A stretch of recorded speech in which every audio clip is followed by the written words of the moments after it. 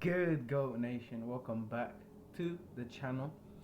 Hope you guys are good because I am doing good. If you guys have been living under a rock, you'd have seen by now the news of Lewis Hamilton joining Ferrari for the 2025 season. This did come as a shock to a lot of people, but to be fair, it's been Lewis Hamilton's dream to race for Ferrari for the past decade or even more because when he started he always wanted to go there. Even when he was at McLaren he did say he wanted to go to Ferrari until he spoke to an F1 legend, which led him to go to Mercedes instead, where he got most of his championships. He's going to Ferrari, he did say, is mainly because he feels like he can win an 8th championship there, and they did give him a bit more money than Mercedes were initially offering him. Let's just see what this guy who made this video has to say about Lewis Hamilton switching to F1 Ferrari team. Lewis Hamilton will make a stunning switch to Ferrari for 2025 in one of F1's biggest driver moves ever. Hamilton only signed a new 2-year Mercedes deal last summer that was meant to cover 2024 and 2025, which is one of many reasons this is such a big surprise. But it turns out that new contract includes a release clause for 2025 that Hamilton has chosen to activate before even driving the 2024 Mercedes in reality. We didn't see this coming, and Mercedes didn't either, based on the hurried meeting that was held at Brackley on Thursday afternoon to inform staff, a meeting that team boss Toto Wolff wasn't able to be present for and dialed into. This really came out of left field because, okay, it's been rumoured multiple times, most recently in early 2023, but Hamilton's Mercedes renewal and all his comments around the team genuinely seemed to put that prospect to bed. Now it's official. Hamilton will swap Mercedes for Ferrari in 2025, and we've got a pretty good idea of the motivations why, which we'll come to very shortly. First, it's worth letting it sink in just how big a deal this is. It's probably F1's biggest move since Hamilton's last, when he ditched longtime backer McLaren for Mercedes for 2013. It edges out Fernando Alonso's shock McLaren return and Sebastian Vettel's own switch to Ferrari from Red Bull. That's a marker of Hamilton's standing, given he is F1's most successful driver ever, and the strength of the Hamilton-Mercedes union, which looked like it would eventually transcend F1 into a lifetime ambassadorial relationship. Remember, Mercedes, given he is F1's most successful... Doesn't Lewis Hamilton have 7 championships and not 6? I'm not a big Lewis Hamilton fan. My dad is more than I am, but I'm pretty sure he has 7. Okay, I've read the title. It does say in Mercedes, with Mercedes. I think he got 1 at McLaren before leaving. Okay, that does make sense. But his stats are just pure amazing. 53 fastest laps, so 148 podiums, which is the driver most ever, in and F1. The strength of the Hamilton-Mercedes union, which looked like it would eventually transcend F1 into a lifetime ambassadorial relationship.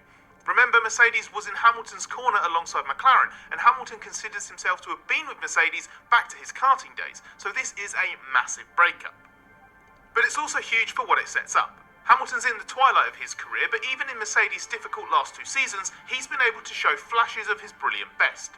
Now he moves into Charles Leclerc's house, Leclerc being arguably the fastest driver in F1 over a single lap. It's a proper powerhouse of a teammate combination and probably becomes the best in F1, given Leclerc's qualifying prowess and the fact he's proven himself as a multiple race winner. It will give Leclerc a stunning benchmark, but also undoubtedly be a good test for Hamilton too, to see whether he's still operating at the peak of his powers. After all, he's admitted to self-doubt over the past couple of years, and George Russell has pushed him quite hard at Mercedes. Leclerc's super fast, but also properly ingrained within the Ferrari system, and can be expected to be at 100% performance from the start in 2025. That makes it an incredibly bold call from Hamilton, the kind of show of self-confidence that really should be lauded. It's also selfish and ruthless, given he has made this decision before what will ultimately be his final season for Mercedes has even begun. It means Hamilton is stripping away the emotion and doing what's best for him, which is all you can expect from any elite sports person. Exactly. And you could easily flip the argument about how early he's made this call and say he's done right by Mercedes by deciding this now and giving it lots of time to work out a succession plan. Why Ferrari? Hamilton's motivation remains sky high. He wants to win in F1 again, which is why he's doing what he always thought he wouldn't, racing into his 40s.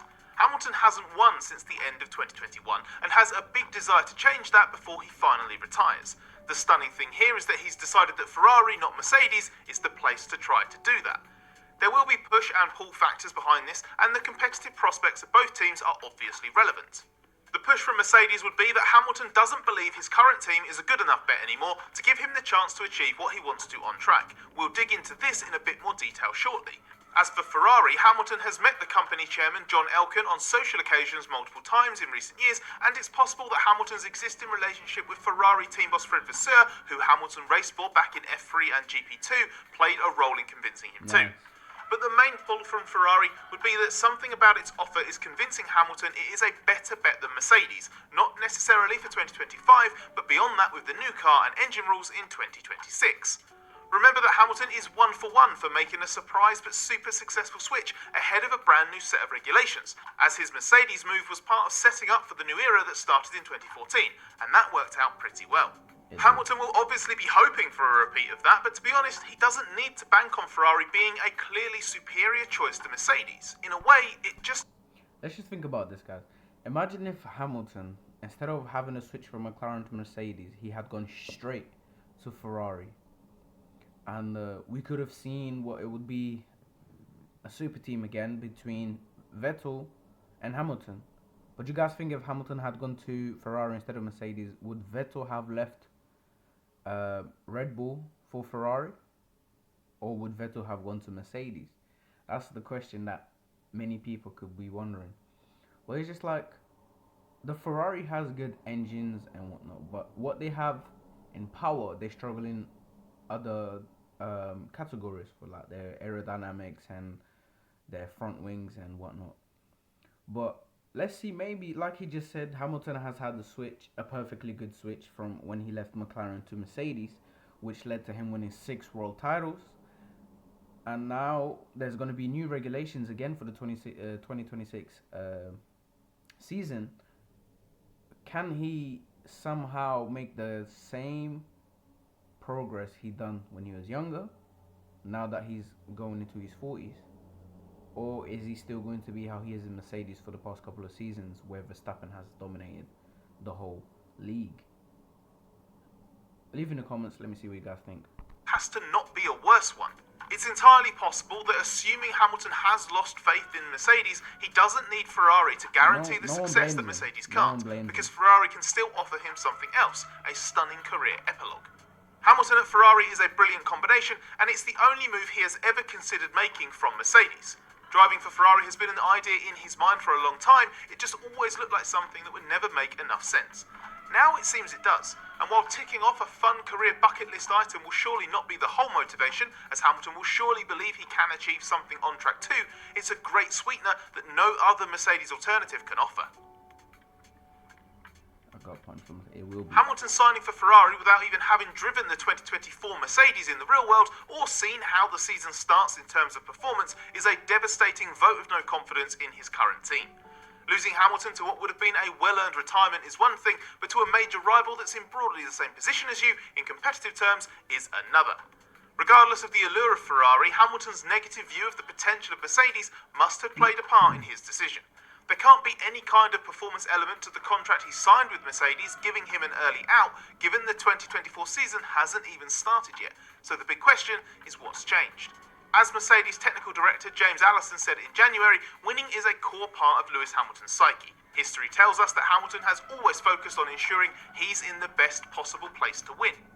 Any desire to race for Ferrari because it's Ferrari won't have changed since he agreed that new Mercedes deal last year. Therefore, it's fair to conclude a factor in his decision is lack of confidence in Mercedes. Either that, or he's had some fundamental falling out with the management. This leaves Mercedes without the driver who has been the linchpin of its success and having to find a replacement. It also faces a season of racing with Hamilton, knowing he's off to Ferrari. This will have serious repercussions internally, given the loss of Hamilton will be keenly felt, and in terms of the team's commercial agreements. Hamilton is a megastar, and losing him is a huge blow both on and off track. But most of all, what does it say about the hopes of Mercedes re-emerging as a Red Bull challenger in 2024 and 2025? The inescapable conclusion is that Hamilton thinks its prospects are bad. Who will replace him? Mercedes may well have a contingency plan already, but the short answer to who can replace Hamilton is not many drivers, if any. Probably Schumacher. You're not going to single-handedly replace what Hamilton's given Mercedes. You can't even really recreate him in the aggregate. Let's pause it there for a second. Who do you guys think is going to replace him? Because in my mind, I feel like it could be Schumacher. Total can go for a fully young team and have Russell as number one driver, and the second driver be Schumacher. But I still feel like no one's going to give Schumacher that chance yet. I feel like they're probably going to go out for another racer. You have Sergio Perez as well. I think he will be leaving Red Bull at the end of this season. You have Carlos Sainz now. Obviously, someone's going to have to get sacrificed in Ferrari for Hamilton to go. And we all know Ferrari's never going to let go of Leclerc. And we're going to see Carlos Sainz be a free agent.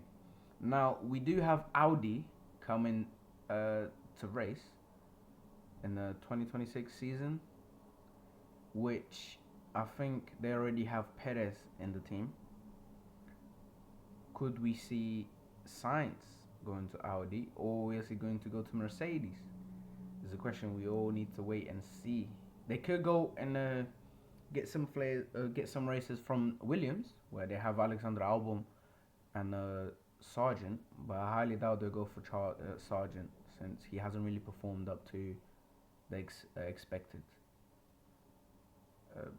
Yeah, just let me know in the comments what you guys think.